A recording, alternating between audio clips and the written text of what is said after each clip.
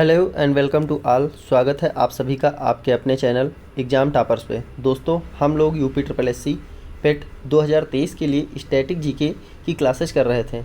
उसकी क्लास 7 आप सभी के सामने है, तो सेशन को शुरू करते हैं। फर्स्ट क्वेश्चन क्या है यहाँ पर, भारत के कृषि क्षेत्र में सामान्यतया किस प्रकार की बेरोजगारी पाई जाती है। ऑप्शंस क्या है, प्रतिरोधात्मक बेरोजगारी, प्रच्छन्न बेरोजगारी, स्वैच्छिक बेरोजगारी या संरचनात्मक बेरोजगारी। तो अगर हम बात करते हैं भारत के कृषि क्षेत्र में, तो भारत के कृषि क्षेत्र में अक्सर होता ये है कि यहाँ पर अगर आवश्यकता 7 लोगों की है तो वहाँ पर काम करते हैं 10 लोग, ठीक है, क्योंकि उनके पास और कोई रोज़गार नहीं है। तो एक्चुअल में जो प्रोडक्शन हो रहा है वो केवल 7 ही लोगों का हो रहा है। 3 लोगों का जो प्रोडक्शन है, जो उत्पादकता है, वो क्या होती है, 0 होती है। मतलब अगर ये काम करें या ना करें, इनसे कोई फ़र्क नहीं पड़ने वाला है उत्पादन पर। ऐसी बेरोजगारी को क्या कहते हैं, प्रच्छन्न बेरोजगारी। प्रच्छन्न बेरोजगारी के अलावा इसको दूसरा नाम दिया जाता है छिपी हुई बेरोजगारी। प्रच्छन्न बेरोजगारी को ही क्या कहा जाता है, छिपी हुई बेरोजगारी, ठीक है। नेक्स्ट क्वेश्चन देखते हैं, कितने भारतीय राज्यों की सीमाएं भूटान की सीमा से लगती हैं। ऑप्शंस है 2, 3, 4 या 5। तो यहाँ पर करेक्ट आंसर क्या हो जाएगा, भूटान की सीमा से कितने राज्यों की सीमाएं लगती हैं। तो अगर हम बात करें, भारत देश के 4 राज्यों की सीमाएं भूटान से लगती हैं। ऑप्शन सी करेक्ट हो जाएगा। कौन कौन से राज्य हैं, तो पहला हो जाएगा सिक्किम, एक सिक्किम लगता है इससे। वेस्ट बंगाल लगता है, यानी कि जो पश्चिम बंगाल है, ठीक है। असम लगता है और अरुणाचल लगता है, अरुणाचल प्रदेश, ठीक है। ये 4 राज्य किससे, भूटान से लगते हैं। नेक्स्ट क्वेश्चन, कंप्यूटिंग के क्षेत्र में VGA का क्या अर्थ है। Visual graphics audio, visual graphics array, video graphics array या वीडियो ग्राफिक्स ऑडियो। तो यहाँ पर इसका करेक्ट आंसर क्या हो जाएगा, तो ये आपको याद ही रखने पड़ेंगे, वीडियो ग्राफिक्स एरे। VGA का मतलब क्या होता है, वीडियो ग्राफिक्स एरे, ठीक है। नेक्स्ट क्वेश्चन देखते हैं, 44th संविधान संशोधन अधिनियम कब लागू हुआ। 1972, 1976, 1975 या 1978। तो यहाँ पर अगर हम बात करते हैं 44वां संविधान संशोधन, ये कब लागू हुआ था, 1978। इसी के तहत जो हमारा संपत्ति का अधिकार था उसको हटाकर किस में रख दिया गया था, 300A में। कौन सा, संपत्ति का अधिकार, ठीक है। इसी के तहत हमारे मौलिक कर्तव्य जोड़े गए थे, कौन से, फंडामेंटल ड्यूटीज, ठीक है, ये इसी के तहत जोड़े गए थे। नेक्स्ट क्वेश्चन, चांदी का अपेक्षित घनत्व कितना होता है, 10.8, 10.4, 7.2 या 9.5। तो यहाँ पर करेक्ट आंसर क्या हो जाएगा, चांदी का अपेक्षित घनत्व कितना होता है, 10.8। Option is the right answer, ठीक है। नेक्स्ट क्वेश्चन देखते हैं, 1975 टू 1977 जब क्या लगाया गया था, इमरजेंसी यानी कि आपातकाल, उस समय भारत के राष्ट्रपति कौन थे, बहुत बार पूछा गया है। वराहगिरी, वेंकटगिरी, ज्ञानी जैल सिंह, आर वेंकटरमन या फखरुद्दीन अली अहमद। तो उस समय हमारे राष्ट्रपति कौन थे, फखरुद्दीन अली अहमद, और प्रधानमंत्री कौन थी, इंदिरा गांधी। नेक्स्ट क्वेश्चन, निम्नलिखित में से किस प्रकार के जीवों में खुला परिसंचरण तंत्र होता है। खुले परिसंचरण तंत्र का मतलब होता है कि उनके अंदर जो रक्त है किन्हीं नलिकाओं में नहीं बहता है, पूरे शरीर में बहता है एक साथ। अपने ह्यूमन बॉडी में क्या होता है, नलिकाओं में बहता है, ठीक है। तो यहाँ पर करेक्ट आंसर क्या हो जाएगा, ऑप्शंस क्या है, एनीलिडा और नेमोटोडा, जिसको सूत्रकृमि बोलते हैं, मोलस्का या पक्षी। तो यहाँ पर करेक्ट आंसर हो जाएगा मोलस्का, ऑप्शन सी। इसका जैसे एग्जांपल दे दूँ तो काकरोच के अंदर क्या होता है, नलिकाएं नहीं पाई जाती हैं, खुला परिसंचरण। पूछा भी क्या है, काकरोच के अंदर कैसा परिसंचरण तंत्र है, खुला परिसंचरण तंत्र, ठीक है। आगे देखते हैं, उस्ताद अलाउद्दीन खान हिंदुस्तानी संगीत के किस घराने से संबंधित हैं। ग्वालियर घराना, बनारस घराना, आगरा घराना या जयपुर घराना। तो यहाँ पर करेक्ट आंसर क्या हो जाएगा, जो हमारे उस्ताद अलाउद्दीन खान है ये जयपुर घराने से संबंधित है। नेक्स्ट क्वेश्चन, प्रोटीन्स कितने अमीनो एसिड से मिलकर बनते हैं, 5, 15, 20 या 10। तो यहाँ पर करेक्ट आंसर हो जाएगा, प्रोटीन्स के लिए कितने अमीनो एसिड्स चाहिए, 20, ठीक है। इसमें से कभी कभी पूछता है कि रिक्वायर्ड इसेंशियल एमिनो एसिड्स कितने होते हैं, तो 9 होते हैं, जिसको बोलते हैं इसेंशियल एमिनो एसिड, ठीक है। अब बात कर लेते हैं, और ये कितने बचे, 11। तो 9 तो हो गए रिक्वायर्ड, जो कि आवश्यकता है, ठीक है। तो ये जिनकी हमें आवश्यकता नहीं है, जो रिक्वायर्ड में नहीं आते हैं, ये हमारे शरीर के अंदर पाए जाते हैं, लेकिन जिनकी हमें आवश्यकता है, रिक्वायर्ड है, उनको हमें बाहर से लेना पड़ता है, ठीक है। आगे देखते हैं, सार्क का सचिवालय कब स्थापित किया गया। ऑप्शन है 1986, 1985, 1987, 1984।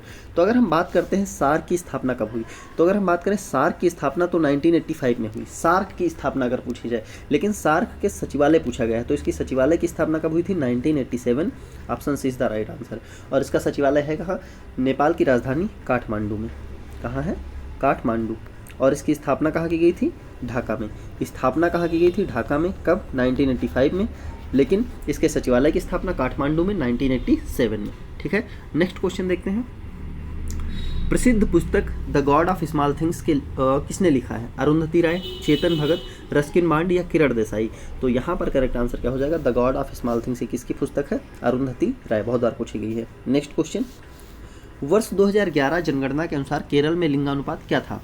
1084, 1064, 1044 या 1024? तो यहाँ पर करेक्ट आंसर क्या हो जाएगा? केरल में लिंगानुपात कितना था 2011 की जनगणना के अनुसार? 1084। Option A is the right answer. ठीक है, नेक्स्ट क्वेश्चन देखते हैं। टिहरी बांध की ऊंचाई कितनी है? 250.5, 280.5, 260.5, 270.5? ठीक है, बहुत रेयर चांस है कि ऊंचाई पूछी जाए। 260.5 है। ठीक, मेन चीज़ है ये है कहाँ पर और किस नदी पर है? तो ये भागीरथी नदी पर बना हुआ है। भागीरथी नदी। और कहाँ है? उत्तराखंड। ठीक है, कहाँ है? उत्तराखंड। नेक्स्ट क्वेश्चन, अमृतसर संधि पर हस्ताक्षर कब किए गए थे? 1824, 1809, 1819, 1825? ठीक है, तो कब किए गए थे अमृतसर संधि पर हस्ताक्षर? 1809 यानी कि 1809। Option B is the right answer. किसके किसके बीच? महाराजा रणजीत सिंह जो कि पंजाब के थे, और अंग्रेजों की तरफ से कौन था? चार्ल्स मेटकाफ, जिसको भारत में भारतीय प्रेस का मुक्तिदाता कहा जाता है।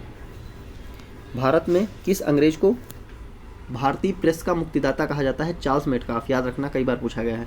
तो संधि किस किसके बीच हुई थी? रणजीत सिंह और चार्ल्स मेटकाफ के बीच। नेक्स्ट क्वेश्चन, एप्पल द्वारा सफारी पहली बार कब जारी किया गया? 1998, 2001, 2003 या 2002? तो यहाँ पर करेक्ट आंसर क्या हो जाएगा? 2003। Option C is the right answer. Next, Raleigh आयोग 1902 को किसकी सुधारों की संतुष्टि के लिए लाया गया था?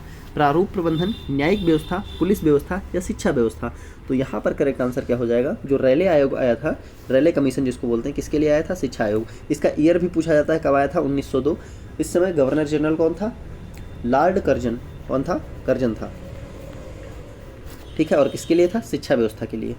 नेक्स्ट क्वेश्चन, दाचिंगम राष्ट्रीय उद्यान भारत के किस राज्य में स्थित है? उत्तराखंड, पश्चिम बंगाल, जम्मू और कश्मीर या हिमाचल प्रदेश? तो यहाँ पर करेक्ट आंसर क्या हो जाएगा? जो दाचिंगम राष्ट्रीय उद्यान है ये कहाँ स्थित है? जम्मू एंड कश्मीर में। Option C is the right answer. Eden garden stadium Kolkata की स्थापना कब हुई थी? 1885, 1875, 1864 या 1854? तो यहाँ पर करेक्ट आंसर क्या हो जाएगा? 1864। ईडन गार्डन स्टेडियम की स्थापना कब हुई थी? 1864। नेक्स्ट क्वेश्चन, प्रत्येक वर्ष मनाए जाने वाले प्रसिद्ध गौरा गौरी पूजा का आनंद लेने के लिए आप किस राज्य में जाएंगे? मतलब गौरा गौरी पूजा किस राज्य में मनाया जाता है? राजस्थान, छत्तीसगढ़, उत्तराखंड या गुजरात? तो अगर हम बात करते हैं गौरा गौरी पूजा की, तो ये मनाया जाता है छत्तीसगढ़ में। ठीक है, नेक्स्ट क्वेश्चन, हड़प्पा सभ्यता की खोज सर्वप्रथम किस वर्ष हुई थी? 1926, 1932, 1921 या 1905? तो यहाँ पर करेक्ट आंसर क्या हो जाएगा? हड़प्पा सभ्यता की खोज हुई थी 1921 में, और किसने किया था? दयाराम साहनी ने। ठीक, दोनों क्वेश्चन पूछे जाते हैं, ईयर भी पूछ लेता है और किसने किया था ये भी पूछ लेता है। तो Dayaram Sahni is the right answer. Next question देखते हैं, एमएस ऑफिस सॉफ्टवेयर में किसी लाइन या टेक्स्ट को पेज के बीचों बीच लाने के लिए किस शॉर्टकट की का यूज करते हैं? Ctrl+A, Ctrl+C, Ctrl+G या Ctrl+E? तो यहाँ पर करेक्ट आंसर क्या हो जाएगा? Ctrl+E। कोई टेक्स्ट या लाइन है उसको पेज के बीच में लाना है एमएस ऑफिस में। ठीक है, तो Ctrl+E का यूज करेंगे। नेक्स्ट क्वेश्चन, निम्नलिखित में से किस मंत्रालय द्वारा अंगीकार और ई कोर्स नाम के 2 अभियान शुरू किए गए? महिला एवं बाल विकास मंत्रालय, मानव संसाधन मंत्रालय, गृह मंत्रालय, आवास और शहरी कार्य मंत्रालय? तो यहाँ पर करेक्ट आंसर क्या हो जाएगा? इसका option D is the right answer. अंगीकार और ई कोर्स किसके द्वारा शुरू किया गया है? आवास और शहरी कार्य मंत्रालय। नेक्स्ट क्वेश्चन, इनमें से कौन सा एक ऑपरेटिंग सिस्टम नहीं है? यूनिक्स, मैक ओएस, एसक्यूएल या लाइनक्स? तो यहाँ पर बात करते हैं ऑपरेटिंग सिस्टम कौन सा नहीं है, एसक्यूएल। एसक्यूएल का फुल फॉर्म क्या होता है, स्टैंडर्ड क्वेरी लैंग्वेज, ठीक है, याद रखना स्टैंडर्ड क्वेरी लैंग्वेज। बाकी यूनिक्स हो गया, मैक ओएस हो गया, लाइनक्स हो गया, ये सब क्या है, ओएस है, ऑपरेटिंग सिस्टम है।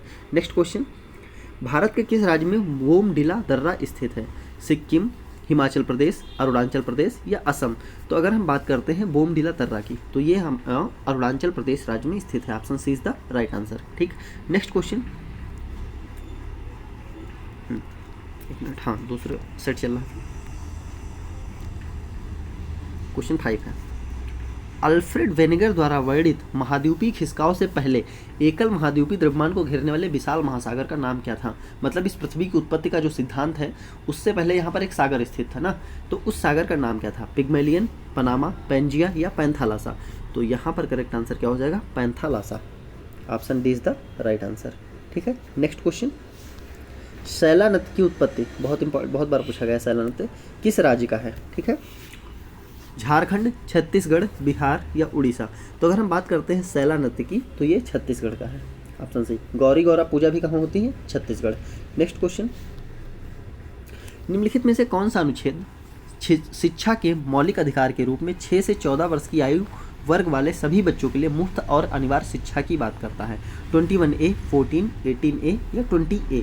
तो यहाँ पर करेक्ट आंसर क्या हो जाएगा इसके लिए, 21A, option A is the right answer. कई बार ये पूछ लेता है कि अनिवार्य शिक्षा में किस एज ग्रुप की बात की गई है, तो वहाँ पर हमेशा 6 to 14 लगाना आप लोग, ठीक है। 0 to 14 ऑप्शन रहता है और 0 to 14 आप लोग चूज कर लेते हैं, लेकिन नहीं, अनिवार्य शिक्षा की बात की गई है 6 से 14 वर्ष आयु वर्ग वाले बच्चों के लिए, ठीक है। ये कॉन्स्टिट्यूशन अमेंडमेंट कब आया था, 86th अमेंडमेंट। नेक्स्ट क्वेश्चन, वेलांचली जिसको बोलते हैं लिटोरल वन, कौन से वृक्ष, इस वन में कौन से वृक्ष पाए जाते हैं, चिनार, सुंदरी, आबनूस या सरो जिसको साइप्रस बोलते हैं। तो अगर हम बात करते हैं वेलांचली वन में सुंदरी वन पाए जाते हैं, option B is the right answer, ठीक है। वायुमंडल की किस परत के ऊपर बाह्यमंडल है, यानी एक्सोस्फीयर। तो अगर हम बात कर लेते हैं सबसे पहले क्या है, तो सबसे पहले है क्षोभ मंडल, ये नंबर 1 पे है।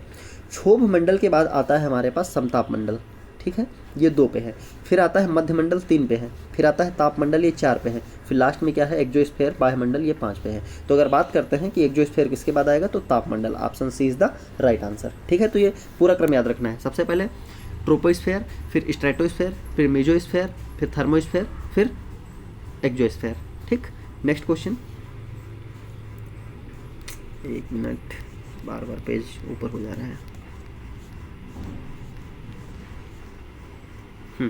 क्लोरोफ्लोरोकार्बन्स जैसे कृत्रिम रसायनों को किस पर्यावरण परिघटना से संबद्ध किया गया है, लहर प्रसार से, ओजोन के कृमिक ह्रास से, विद्युत चुंबकीय व्यवधान से या ज्वारीय प्रवाह से। तो CFC की बात करें तो ये क्या करता है, ओजोन का क्षरण करता है, ओजोन का ह्रास, ठीक है, CFC बोलते हैं इसको, क्लोरोफ्लोरोकार्बन्स। नेक्स्ट क्वेश्चन, वे 5 समूह कौन से हैं जिनमें पादप जगत को विभाजित किया गया है। तो ऑप्शंस दिए हैं, तो इसको क्या करना है आपको, ऑप्शन रिमूवल से कर लेना है। जैसे कि एनालिडा की बात करें, एनालिडा किसका है, जो एनिमल किंगडम है उसका पार्ट है, तो ये ऑप्शन ए गलत हो जाएगा। मोलस्का भी किसका है, एनिमल किंगडम का है, ठीक।